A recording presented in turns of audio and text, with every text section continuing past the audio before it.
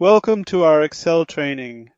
With the text before and text after formulas that we started using in Microsoft Excel 365, we can now easily get the expressions in cells before or after a character we specify.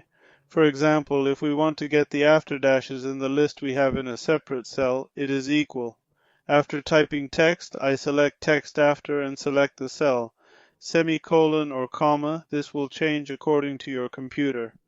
When you say double quote dash double quote again and close the parenthesis, you will see that the numbers after the number and after the dash come.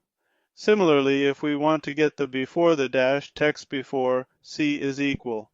Let's write text, select text before. Similarly, in this cell, we make it as semicolon or comma, double quote dash double quote, and close the parenthesis.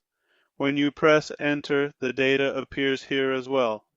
Another feature that we can use in the text after and text before formulas is to get the after the second and third expression. For example, come here and look. Let's say a hyphen, let's enter a number like this. Similarly, let's enter a hyphen here. Let's enter a number like this. Now, if you need to get after the second hyphen equals text after again, we select the cell again. Semicolon or comma double quote dash double quote. We put a comma or semicolon again and write 2. Since this means take the second dash in the cell, when you press enter it will give an error saying there is no.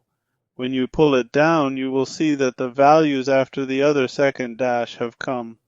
Similarly, you can easily take the second dash before using the text before formula. Text after and text before are our new formulas that we started using in Excel 365 versions.